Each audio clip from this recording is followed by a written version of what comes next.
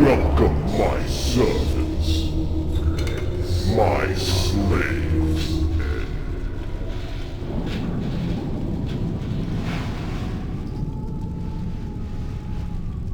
What is your bidding, master? You have failed me. I disavow you all. What?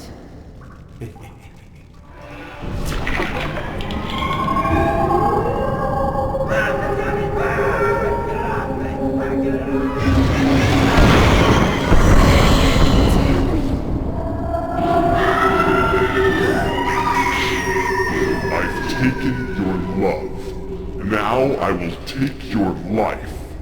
Consider my power in a hollow grave. Well, I haven't done this in a while. Let's talk about blood. Now, you know me, I love my horror.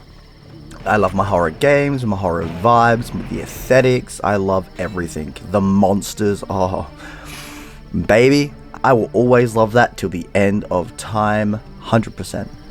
So, let's talk about Blood, a classic 1990s FPS that is up there with Duke Nukem 3D, Doom 1 and 2, Shadow Warrior, Quake 2, Power Slave, what have you. This is one of the greatest FPSs ever made, all in the wonderful aesthetic of horror. And I'm not talking about dumb horror, I'm talking about gritty, dark, decrepit, violent horror. I'm talking about the zombies that ooze death and destruction. I'm talking about the demons from hell itself.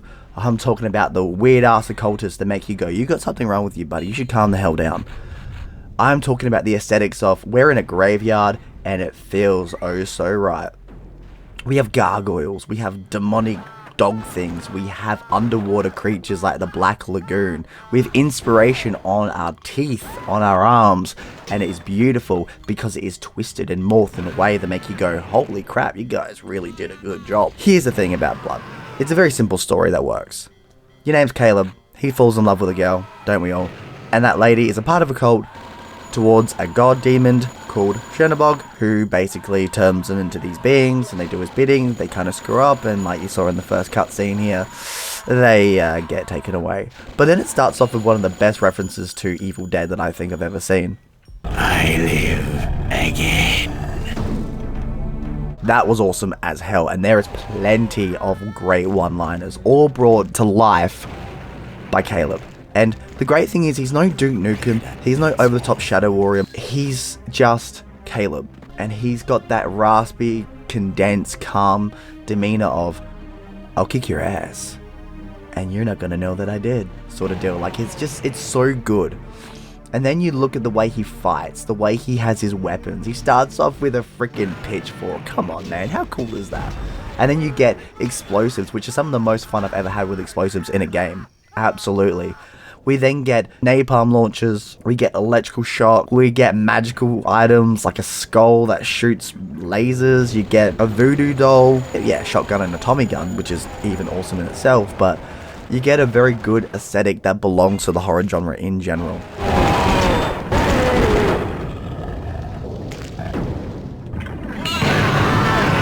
And these levels are amazing. You get levels set in the ice, in insane asylums. There's so many great, wonderful levels. And if you're a horror fan, you're going to find a lot of great references to Friday the 13th, Evil Dead, obviously, The Shining, Halloween, everything you can think of as a horror fan, you will find it.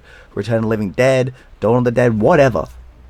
You're going to find it. And the best part about it is that the game is full of heart, it's full of charm, and it's full of insanity, and it's something that was missing, I think. There's a lot of games nowadays miss this sort of mentality, and only games I can think of recently, and I mean by recent, I mean like from the last 20 years, would be Darkwatch, which is a great western full of very similar decals, very similar locations, very similar vibes, but it does its own thing, and yeah, gaming's kind of missing something right now. It really is. The aesthetics, the love, the horror, the grit that old school games just had abundance of, and it was fantastic.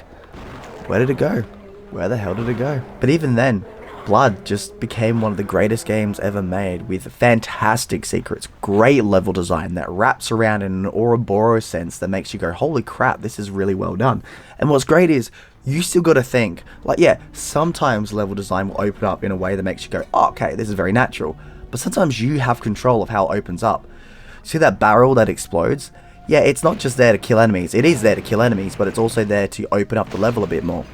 If you're lucky, most of the time, when you destroy something that explodes, it will open up a new doorway to either what you've been through before previously. It just makes it easier to go in and out, which is great, because there are levels where you have a key and you want to go back from when you had that key. It's like, oh, alright, well, I better go all the way back. But sometimes you don't want to do that.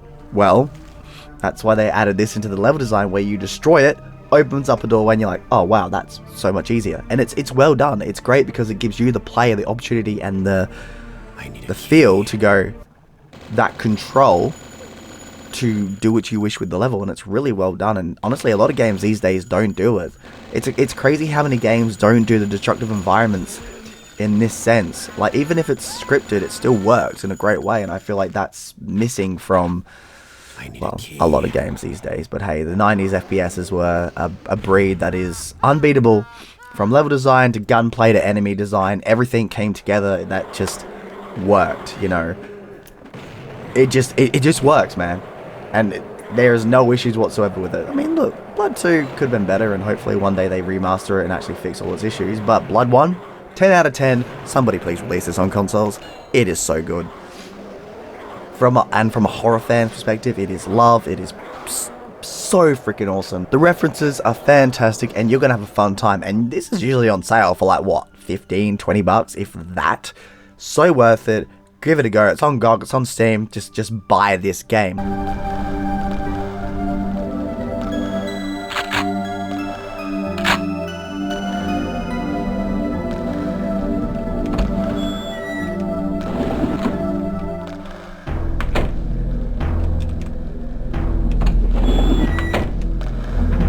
I do want to say this, Blood is hard, and it is bloody hard. Yeah, I know I'm great, but it is very, very hard. Even on like normal, you will die a lot. Like, you will die a lot, which is fine, because that means you want to look for these secrets, get your weapons, get your health, get your armor, and just kick ass. Do not forget to crouch. This game, crouching actually works really well and helps you survive.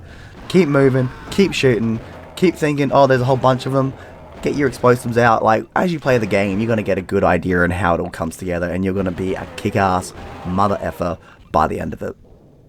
But hey, like I said, this game is a classic. It's amazing. If you're a horror fan, if you are a fan of shooters, if you're a fan of old school love, you have got to give this game a go. And I know a lot of people have probably already played this, but hey, me, every year I come back to it and I'm like, you know what, let's make a video. I want to get it out there again. I want people to know that this is a game worth playing, especially as a horror fan, especially as a first person shooter fan. It is a game that just never lets up, never gives in, and is just flawless from start to finish, in my mind. But anyway, that's Aussie Viking out. I shall see you in Valhalla. Bye.